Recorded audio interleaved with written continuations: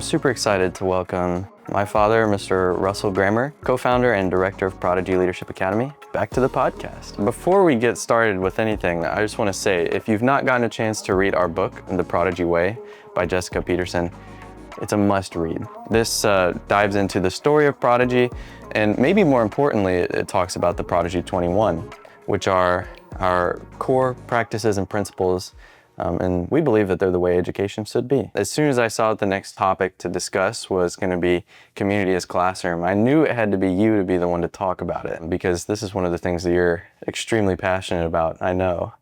And so what was the wake-up call when you realized we need to get the students out there? This is a really important way for them to learn. I suppose it goes all the way back to my own childhood, because I felt kind of trapped, I think, in a classroom. I wanted to be out exploring. I just always had this desire. I need to see things. I need to be out there interacting with real life stuff. And so for me, hours and hours and days in the classroom, behind a desk, sitting in a chair, listening to lecture, it began to wither me, I think. And I used to stare. I was one of those kids. I'd stare out the window and think, if I could just be out there right now, I would be so happy. Or I would daydream about, being on a desert island somewhere, a tropical island. I just always wanted to be out doing things. So it goes back to then. But also, when I was teaching in a traditional classroom, I wrote a grant, and I was able to take my class on 3 different field trips into the community. Now, take into account that I was working with many students who had financial challenge. Their families were in poverty. And so for me to work with those children, I recognized that some of their deficits in life were based on the fact that they had not as much exposure. The poverty gap many times is based on the lack of exposure that young people have to experiences, people, vocabulary. If this child's living most of their life on that one street and they're not able to go to very many places and see what do people do, why do they do it, then they have a big gap forming in their understanding about what opportunities are there for them. Anyway, wrote a grant, took the students out on these 3 field trips, and I was shocked because I recognized that these students, they don't know how to interact with people in public places. Yeah. They lacked basic manners. They lacked basic communication skills. And these were students who were 10 years old, 9 and 10 years old, 4th graders. And I thought, they're going to be in such a disadvantage when they get to the age that they're looking to apply for jobs. Doors will close in their face because they don't know the basics of how to interact with someone. Right. How to introduce yourself, for instance. So I think for me, the wake-up call, that was a big deal to see that my students had such severe deficits in a different environment. Not only that, but I also saw that when the students were out in the community having these experiences, they were more alert, they were engaged, they were curious. It was like they were really coming to life. And that was kind of the theory, is that if we give them some variety, we give them some opportunities to experience things that are not mundane and monotonous and always the same, but we get them out there and expose them, they'll be more alert. They'll learn better. Yeah, their brains just soak it up. Yes. So that I'd say that my own personal childhood experience in school was part of this perspective, and also watching my own students and how they interacted in different environments. In fact, regarding the book, there's one particular quote in chapter 22, which is the chapter all about community as the classroom. And I love this. To me, this is like one of the main reasons for us at Prodigy in terms of being very intentional and strategic with our field trips. Listen to this.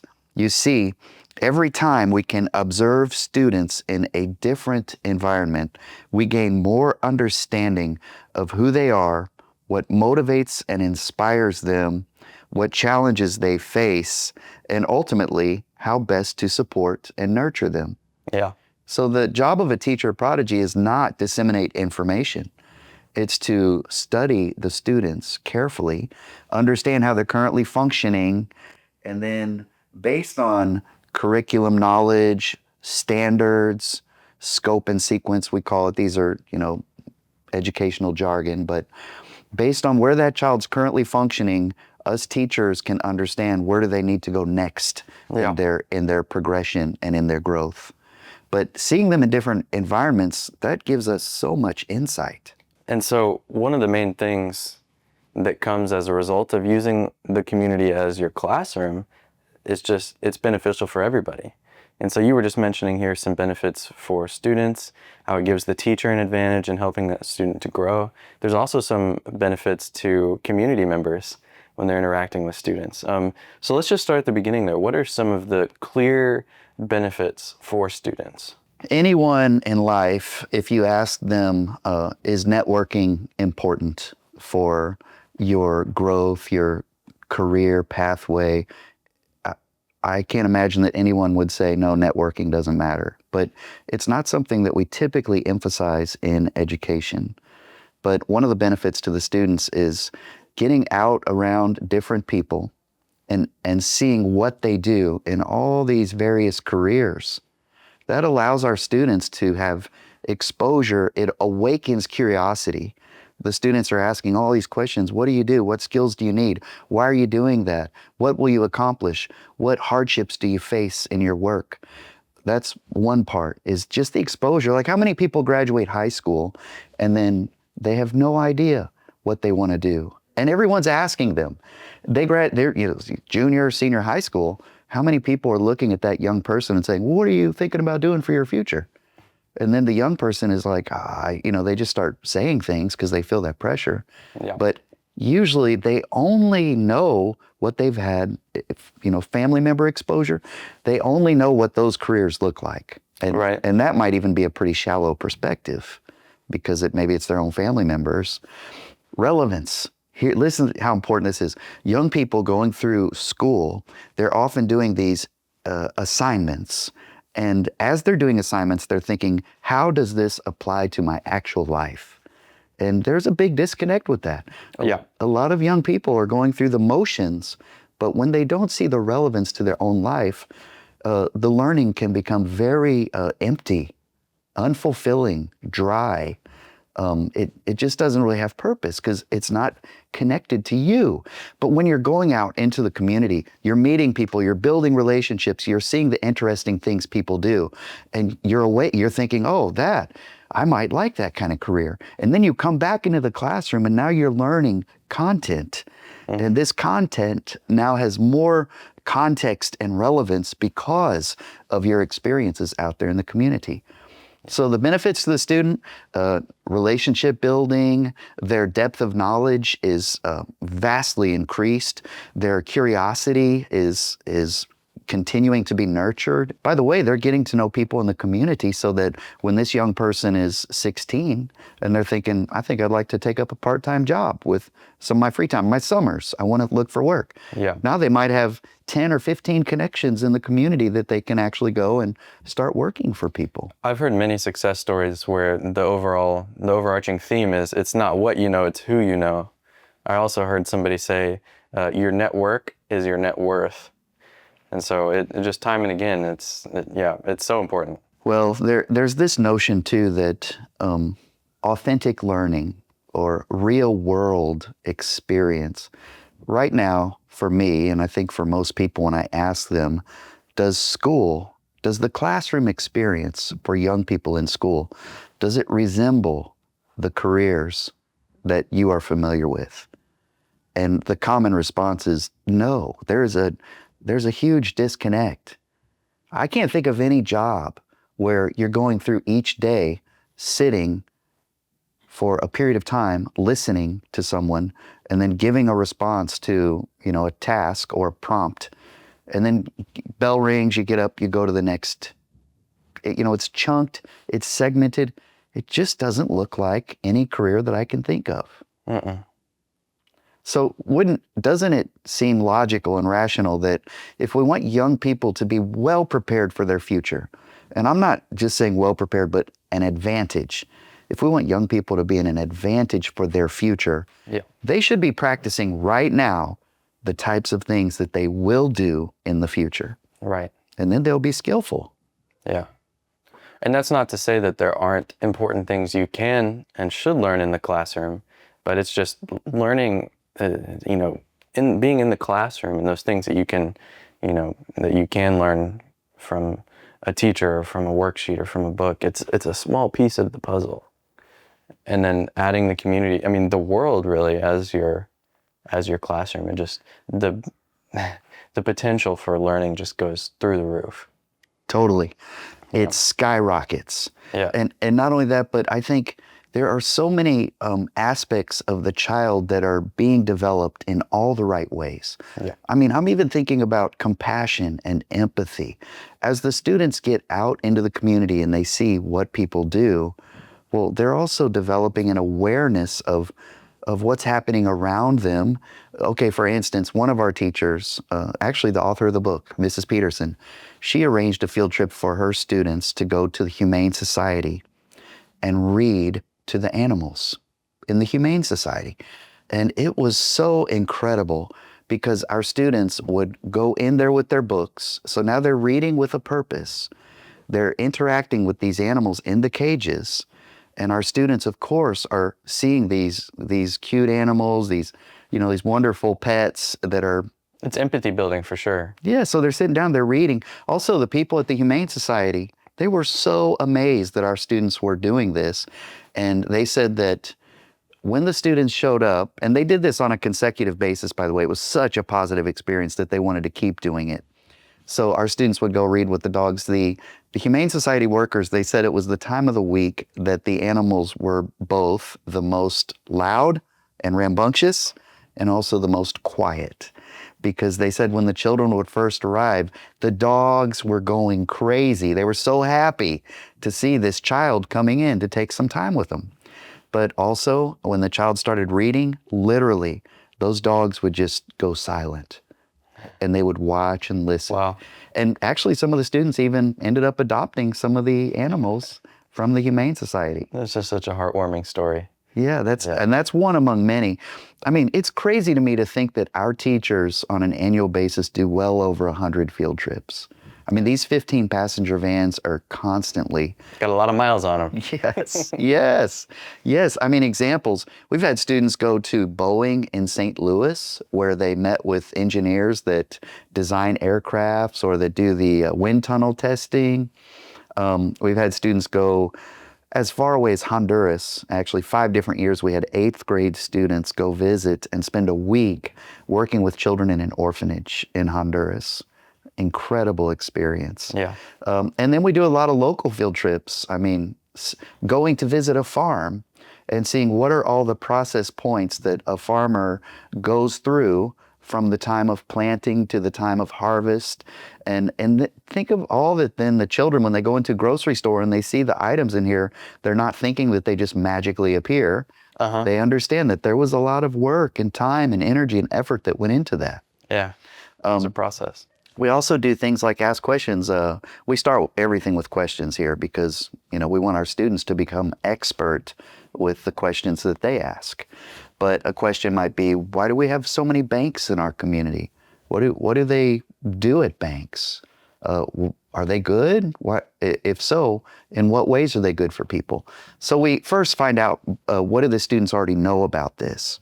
And typically it's not very much, if anything. Maybe if one of them has a family member in that field, then maybe. Yeah. But after that, then we might go visit the bank and have our students in small groups, and the people at the bank know that we're coming, because we've made the arrangement. When our teachers plan, by the way, they're doing so much. Yeah. Because they're thinking about all the content, the projects that the students are digging into, and then the teachers are constantly thinking, what are the connections in the community that we can go see someone who uses this type of material in the workplace, and also who are guest speakers that we can bring in here. Right. But when we go to the bank, maybe then our students will rotate through these stations, and each person that's employed there at the bank will give a little description to this group of students and maybe provide a little hands-on kind of activity for them. Yeah. There's one example. So I'm interested, another thing that you mentioned is, for example, our students going out into the community, this had a direct impact on the people and the animals of the Humane Society. But this is one of the benefits that Jessica talked about in this chapter of the book, is that not only are our students greatly benefited from seeing the community as a classroom, but and then you mentioned too that teachers just get such a deeper level of insight into how they can support the students because they're seeing them in different environments, interacting with different people. But I'm interested to know, how does this affect the community? I'm glad you brought that up, because every situation that we have students go into the community and ask people what they do, it gives those people tremendous value as well. Because most people in the various careers, their days can also become somewhat monotonous. And when they have a group of young people come in here with their adults, their chaperones, their teachers, asking and inquiring, what do you do? Why do you do it? Now, these people are reflecting more deeply over their purpose and what it is that they're fulfilling and why they're doing it. I mean, it really awakens something in them as well. People love to share what they do. Yeah. It's extraordinary. Here's a good example of that. We've had many students over the years frequent retirement homes. They'll go into the retirement home, and sometimes they read with the people, play games with the people. But also we've had situations where we go deeper into some content. For instance, we're studying history and we come across the Great Depression. Well, there are people in a retirement home that from their childhood, they could remember the effects of the Depression. And so we had the people there in stations, because we're very intentional with what we do.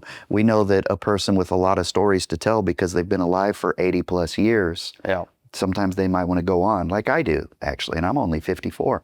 But so we set it up in stations with 15 minutes for each station.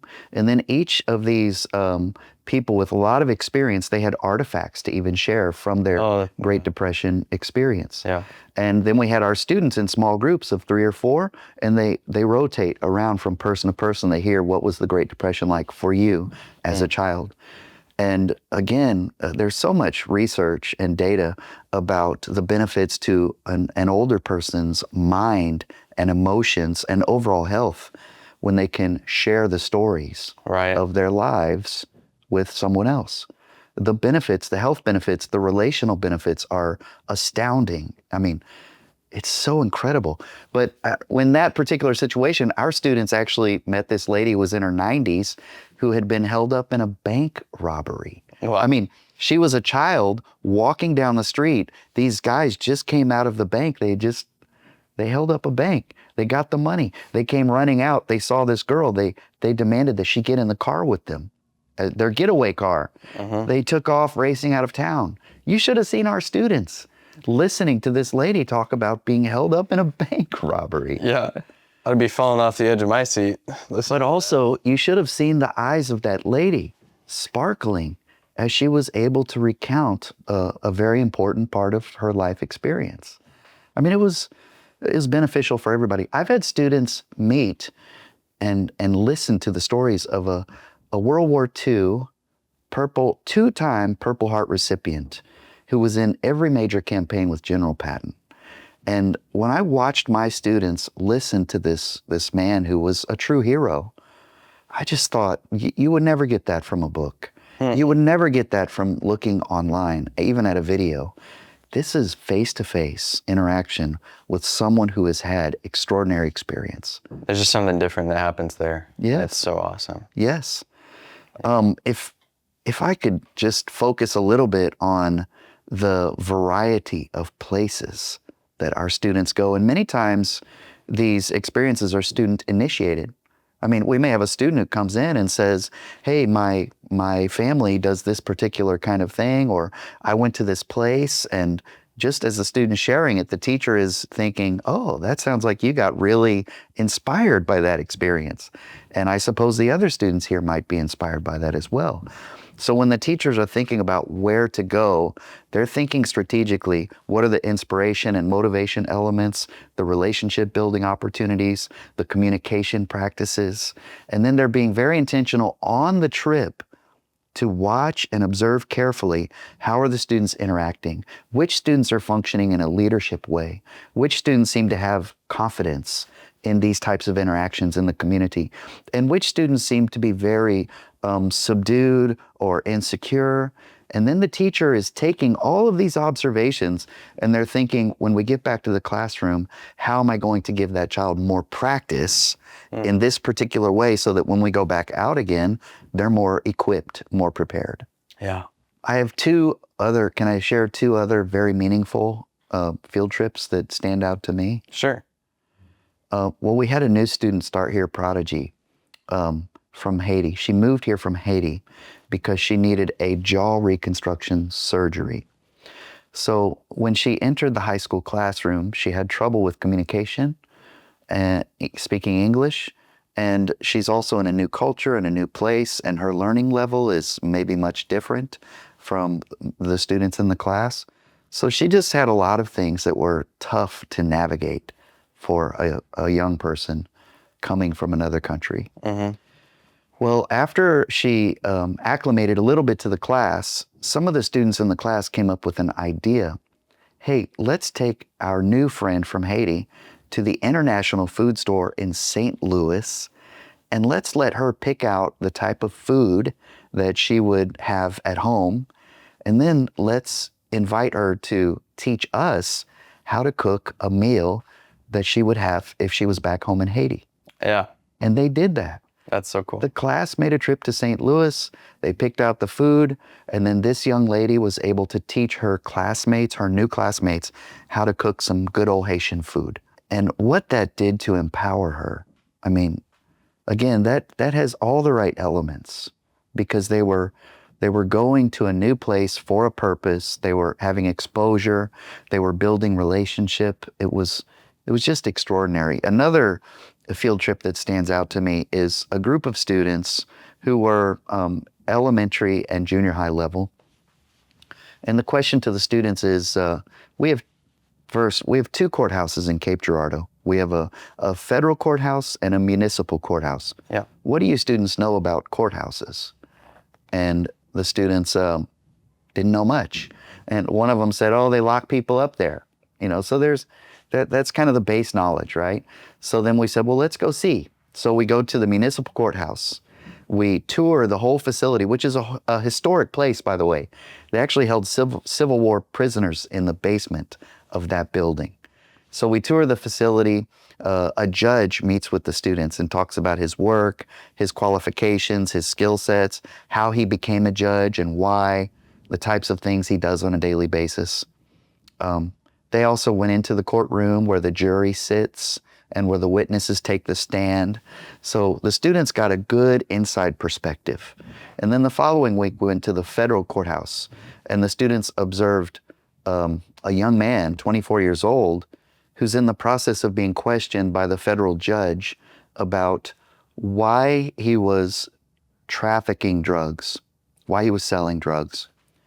And I recall the judge asking him questions like, why did you make a choice to sell drugs? Because you probably knew that was wrong. This 24-year-old man says, I was trying to take care of my girlfriend and her baby. And the judge says, what's your level of education? And that young man says, 8th grade. Dropped out of school after 8th grade. Judge is asking questions like, can you read? Can you write? But you felt the weight of this. When we were sitting there watching, the idea that this 24-year-old man might be looking at a long time in confinement, behind bars. And we were all sitting there in silence, watching and feeling this. And then after this experience in the federal courthouse, we went back into the classroom, and the students' writing prompt was, you are going back in time, and you're going back to that man that you saw today. When he was 9 years old, you get to show up. You're just going to appear beside his desk when he's 9 years old, and you get to say whatever you want to him because you know his future. You're a time traveler going back in time to give a message. You get 1 minute to give him whatever message you want.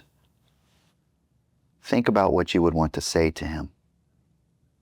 Or think about a question that you would like to ask him. How would that interaction look, that 1 minute interaction? And when I say go, I'd like you to write everything that's coming into your mind. Okay, ready? Go. And you should have seen those students immediately, like their thoughts. They felt it. It was writing with a purpose Yeah. because they're getting their mind activated and engaged in a real world situation that had a lot of repercussions. Yeah. Yeah, I mean, I can't imagine much deeper, meaningful learning than that. Yeah. Here's something that's not as deep, but also very special. Students reading fairy tales, and then the teacher takes them to the park where there's a little bridge going across a stream. Beautiful little location. The students go there to act out Billy Goat's Gruff, Three Billy Goat's Gruff, the story. They act it out. So the teacher was bringing literature to life Yeah. by going to a location in the community and acting it out. I mean, I could share hundreds of stories Yeah, I could listen all day. of how students learning, how their curiosity, how their sense of fulfillment with the learning process is activated. I mean, to the top level. So, if a young person is engaged like that, they're going to learn faster. They're going to go deeper. They're going to remember so much more of what they're learning and experiencing. I mean, they're also going to become lifelong learners. When they grow up, they'll continue to be the type of people that want to explore, want to build relationships. Right. Because you're starting that pattern early. Yes. Yeah. I'm afraid we're about out of time for today, but I know I was excited to hear you talk about this, and certainly I could listen to some of these, listen to you reflect on some of these field trips for for a long time. But the really cool thing is that this is still happening here at Prodigy every single week, and so I really hope that people will take something away from this, and that they will start to just recognize the importance of getting out into the community. Seeing that as your classroom. I can't tell you how wonderful it is to me to see young people having adventures. I'm thinking of them going into caves and going rock climbing and rappelling, and again, that sense of adventure and overcoming fears. And it's just so important for our youth. I think right now our youth are inundated with screens and virtual living, and they're missing out on the real life joys and adventures of exploring. Right. And we have to awaken that in them, or they might miss it. Yeah, it's so important. Yeah. I love too that our teachers are learning right along with the students. One of the great things a teacher does is model what it looks like to be a person who's networking and exploring and continuing to learn. It's great. I feel urgent about this. I think young people right now that are not getting this type of experience, I just really feel it. I think we have to find ways to make this happen across the country. Yeah, so true. And so for our listeners who are interested in learning more about this, certainly pick up the book, The Prodigy Way, read this chapter, read the whole book really, but specifically this chapter. I know Jessica discusses some of the barriers to getting out into the community as a classroom and discussing some of the ways to get around those. But really, I hope that our listeners are inspired by this, and that educators, parents even, will start to look for opportunities to get their kids and their students out into the real world, because that's where the best learning happens. So thanks so much for joining me today. Oh, it was a pleasure. I love it. Thanks.